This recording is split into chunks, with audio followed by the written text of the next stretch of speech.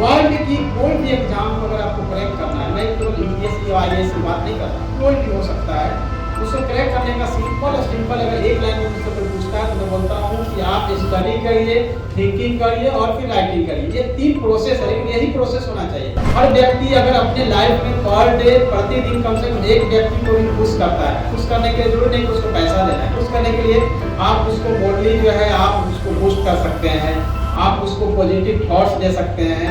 आप कुछ नहीं तो कम से कम उसके सामने मुस्कुराएंगे तो बेचारा जरूर सामने वाला मुस्कुराएगा, दुखी रहेगा, तो इतना तो कम से कम कर ही सकते हैं। सोशल मीडिया पे भी अगर रहे तो एजुकेशनल कंटेंट को कंज्यूम करें, न कि एंटरटेनिंग कंटेंट को। तो हम लोग मिलकर ऐसा क्या कर सकते हैं?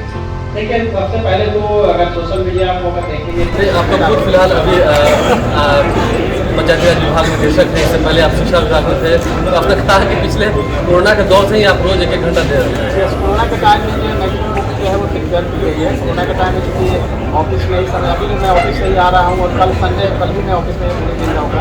ऑफिस के टाइम से 1-2 घंटा समय निकाल के इसको कंपाइलेशन का काम जो है मैं करता रहता हूँ और इसमें जो है प्रधानमंत्री के समय जो है हमें अपॉर्चुनिटी दिया, इसलिए प्रधानमंत्री। नहीं, हमने देखा कि इसमें कई सारे सॉल्व पेपर्स भी हैं, यानी कि कई सालों के आप उत्तर पुस्तिकाओं को दे रहे हैं ताकि वो उससे सीख सकें। यस, क्वेश्चन बैंक्स का भी मैंने ध्यान दिया है। डिस्क्रिप्शन जो है उसको अगर पढ़ेंगे तो ऑटोमेटिक जो है जीएस की तैयारी जो है वो होती चली जाएगी। सबको नमस्कार करते हुए मैं कहना चाहता हूँ कि किताब लिखना इतना आसान नहीं होता है और जितना लेखक होता है उससे कहीं अधिक जो है प्रबुद्ध जो होते हैं उसके पाठक होते हैं, जो उसको पढ़ते हैं। जब भी कोई बुक लिखी जाती है तो जो कॉम्पिटिटिव बुक लिखी जाती है, खासतौर से यूथ के लिए लिखी जाती है, यूथ जब उसको पढ़ता है तो बहुत सारे उसके एरर वगैरह को बताना शुरू करता है कि यह गलती है या इसमें जिस स्टैंडर्ड का होना चाहिए वो स्टैंडर्ड नहीं है। कोशिश की गई है कि उन सभी मानकों को पूरा किया जाए बुक द्वारा, लेकिन फिर भी स्वागत रहेगा सभी उन यूथों से या जो हमारे बुक को पढ़ेंगे कि जितने भी एरर हैं या जो कमियां हैं उसको आप जरूर हमें बताएंगे मेल के माध्यम से या फिर आप चिट्ठी के माध्यम से, लेकिन कमी जरूर बताएंगे क्योंकि जब तक कमियां नहीं पूरी की जाएगी तब तक परफेक्टनेस नहीं आएगी। कोई भी बुक नहीं होती है 100% परफेक्ट, जैसे इंसान कभी परफेक्ट नहीं होता है। तो मैं आलोचना के लिए तैयार हूँ जो पॉजिटिव चीज़ें हैं, इसलिए इसका मैं सबसे पहले कहूँगा कि जो भी निगेटिव चीज़ होगी मुझे बताया जाएगा तो उसको परफेक्ट किया जाएगा। एक चीज़ है, बुक लिखने का मुझे जो शौक है वो मैं जब आईएएस नहीं बना था उस समय से ही है। जब मैं ग्रेजुएशन पटना यूनिवर्सिटी में था और उस समय ही मैंने लगभग 7 किताब जो है, लगभग 7 किताब मैंने लिखी थी, जिसमें कि सभी सब्जेक्ट, और मैं खुद एग्जाम देता था यूपीएससी और बीपीएससी का, और बीपीएससी यूपीएससी की किताबें लिखा करता था। तो एक मुझे जुनून हमेशा रहा है पढ़ने और पढ़ाने का। इसी कड़ी में मैंने 2010 में मिशन 50 का स्थापना की। मिशन 50 के पीछे की वजह सिर्फ और सिर्फ यह थी कि जो मैंने अपने स्टडी के दरमियान जो परेशानियां झेली या जो मार्गदर्शन सही होना चाहिए था उसको दे। बिहार में देखेंगे कि जितने स्टूडेंट हैं उसमें 90% से अधिक स्टूडेंट जो है वो आर्थिक समस्याओं से घिरे होते हैं। उनकी जो इकोनॉमिकल बैकग्राउंड होती है बहुत साउंड नहीं होती है। कोचिंग क्लासेस की जो फी है बहुत होती है और आजकल तो वो लाखों में। ऐसे में मेरी अब पहल जो है वो इसलिए थी कि जो रिमोट एरिया में है, बिहार के जो सुदूर गांव के क्षेत्रों में वो छात्र हैं जो आकर चाहते हैं कि वो भी आईएएस बने, सिविल सर्वेंट बने, उनको एक दिशा देने के लिए हमने इसकी शुरुआत की। हालांकि इसका नाम मिशन 50 है, लेकिन अभी हमारे पास जो बच्चे हैं वो 250-300 से अधिक हैं। तो 50 क्योंकि नाम रखा गया था, सिंबॉलिक रूप से आज ही 50 है। दूसरा है कि कोविड के चलते जो है आपने देखा होगा कि यूट्यूब और सोशल मीडिया का इतना क्रेज बढ़ा है, तो हमने भी यूट्यूब चैनल जो है स्टार्ट कर दिया। जैसे ही कोविड आया तो कोशिश ये रही कि जो बाहर है, बिहार से बाहर या फिर गांव में जो स्टडी कर रहे हैं, उनको यूट्यूब के माध्यम से भी जानकारियां दी जाए, उनको गाइड किया जाए। तो उस माध्यम से देखेंगे तो लगभग 3 लाख 4 लाख बच्चे वैसे भी लाभान्वित हो रहे हैं। एक बात जरूर है कि हम जो करते हैं उसका सिर्फ या सिर्फ यह होता है अभिगम की वैसे तो इंसान आया है अपनी लाइफ में सब कुछ अचीव करके कुछ करना चाहता है, लेकिन सोसाइटी हमेशा उसी को याद रखती है जो कि अपने लाइफ में जहाँ भी है, जैसे भी है, लोगों को गाइड किया हो या उनको खुश रखने की कोशिश किया हो। ये जरूरी नहीं है कि हर व्यक्ति जो है पढ़ाए ही और किताब ही लिखे। हर व्यक्ति अगर अपने लाइफ में पर डे प्रतिदिन कम से कम एक व्यक्ति को भी खुश करता है, खुश करने के लिए जरूरी नहीं कि उसको पैसा देना है, खुश करने के लिए आप उसको बोल्डली जो है आप उसको बूस्ट कर सकते हैं, आप उसको पॉजिटिव थॉट्स दे सकते हैं। आप कुछ नहीं तो कम से कम उसके सामने मुस्कुराएंगे तो बेचारा जरूर सामने वाला मुस्कुराएगा, दुखी रहेगा, तो इतना तो कम से कम कर ही सकते हैं। तो हर व्यक्ति की अपनी अपनी थॉट्स, अपने अपने एरियाज होते हैं। मेरी जो है वो हमेशा पढ़ने पढ़ाने का रहा है। आईएएस बनने के बाद भी गिरीश बाबू पूछ रहे थे कि समय कहाँ से मिलता है, तो मैं हमेशा बोलता हूँ 1-2 घंटा समय निकालता हूँ और पढ़ाने के दरमियान ही कोशिश करता हूँ कि जो भी कंपाइलेशन हो सकता है वो हम उसको करें। लेकिन फिर भी हम ये कहेंगे कि किताब में जो है त्रुटियाँ होनी है। ये ऐसा नहीं है कि बिल्कुल मैंने जो लिख दिया है 100% परफेक्ट है। मैं अपने से बोलता हूँ परफेक्ट नहीं है 100%। उसमें जो भी सुझाव आएंगे, खासतौर से जो पीछे हमारे स्टूडेंट हैं वो देखेंगे, उसको हम लोग नेक्स्ट टाइम करेक्ट करेंगे। एक बात और मुझे करनी है इस अवसर पे कि बुक से दूरियां जो है छात्रों की बढ़ती जा रही है। जितनी किताबें हम लोग अपने समय में पढ़ा करते थे और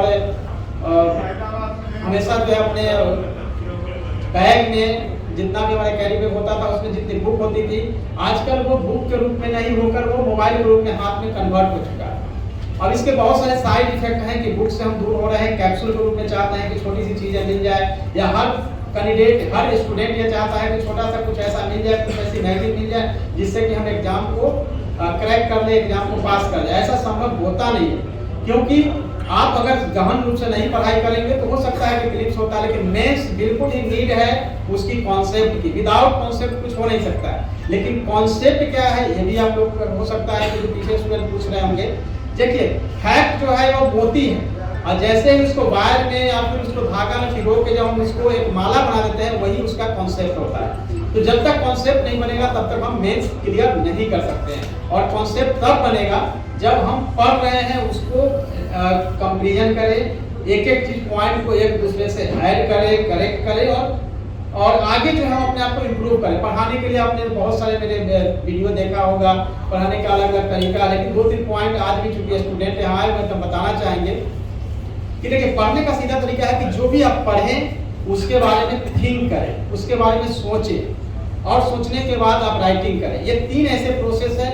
वर्ल्ड की कोई भी एग्जाम को अगर आपको क्रैक करना है, मैं केवल यूपीएससी या आईएएस की बात नहीं करता, कोई भी हो सकता है, उसको क्रैक करने का सिंपल अगर एक लाइन में मुझसे कोई पूछता है तो मैं बोलता हूँ कि आप स्टडी करिए, थिंकिंग करिए और फिर राइटिंग करिए। ये 3 प्रोसेस है, लेकिन यही प्रोसेस होना चाहिए।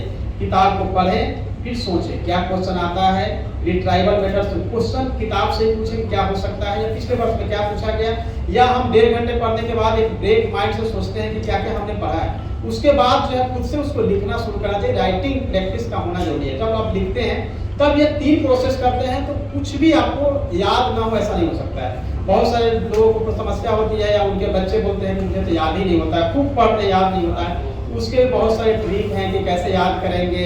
अब आजकल देखेंगे कि बच्चे जो है चुपचाप पढ़ते हैं, जबकि हम लोग जब पढ़ते थे तो उसको मेढकी पढ़ते यानी कि मेढक की तरह टर करके जो है जोर से चिल्ला चिल्ला के पढ़ते थे। आजकल कोई नहीं पढ़ता वैसे। वो पढ़ने की जरूरत है। उसका 2 फायदा, एक तो आपका जो है वोकैबुलरी ठीक होगा, प्रोनाउंसिएशन ठीक होगा और आपको याद होगा। ये नहीं होता, ये होना जरूरी है। जो आप समझेंगे कि वैदिक काल में भी जब वेदों को इतना 4 वेदों को लिखा गया इतने, तो सारा का सारा जो है 500 साल तक तो वो केवल कैरी हुआ, मेढक की तरह गुरु ने शिष्य को बताया और शिष्य गुरु बना, और ये पूरी गुरु शिष्य परंपरा से जीवित रहा। बहुत सारी चीजें जो है आज उसी तरह से जिंदा। आजकल ऐसा नहीं है। आप देखेंगे कि अपने किसी कलीग का नंबर पूछेंगे, इवन कि अपने पापा का नंबर पूछेंगे, आपका मोबाइल नंबर पापा का क्या है, तो शायद बहुत कम लोग याद। आप सोचें कि 10 डिजिट जो है हम पहले क्या करते थे, आज से 10 इयर्स पहले हर डिजिट हमें याद होता था, हर व्यक्ति का नंबर याद होता था।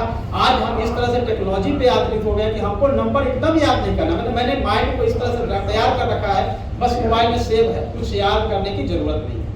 लिखने का जो आदत है वो बिल्कुल छूट चुका है।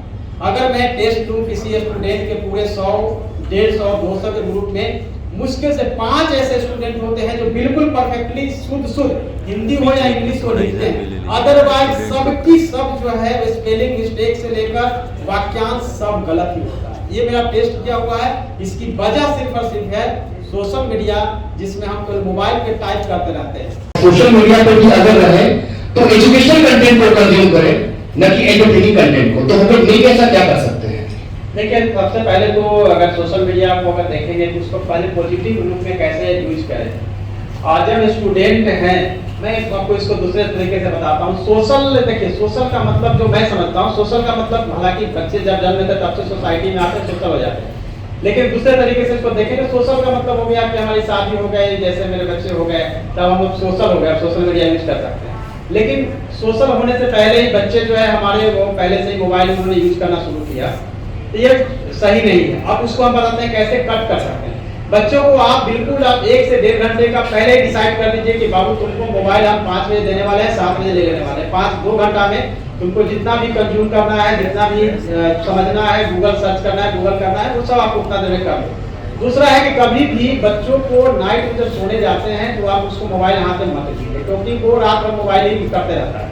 उस समय सोने से पहले आप मोबाइल 1 घंटा पहले ही आप ले लेना सबसे बेहतर तरीका है कि आप उसको मोबाइल को कम से कम यूटिलाइज करें। स्कूल, कोचिंग या क्लासेस वगैरह जाता है, बिल्कुल उसको मोबाइल जो है सो लेके जा सकता है, लेकिन आप यह कहें कि डाटा वगैरह ऑफ रखें, लेकिन मिनिमम यूज करने के लिए 2 घंटा कर सकते हैं। लेकिन आप जैसे बताया कि ट्रैक पे लाने के लिए तो सोशल मीडिया के जो पॉजिटिव चीजें हैं उसके बारे में बताना बहुत जरूरी है। देखिए जनरली क्या होता है, तो बच्चे की बात है, बड़े भी अगर एक बार मोबाइल को ले लेते हैं और जब स्क्रॉल शुरू करते हैं तो कब अनकॉन्शियसली बिना इंटेंशन का कब आपका 4 घंटा निकल जाता है पता नहीं चलता है। तो बड़े लोग भी कर रहे हैं, तो बच्चे की बात अलग है। तो बच्चे तो और भी वो ज्यादा कहेंगे कि वो खोजते रहते हैं, नया चीज सर्च करने की कोशिश करते हैं, तो वो वैसे में उनका यूज जो है वो बहुत ज्यादा बढ़ता जाता है।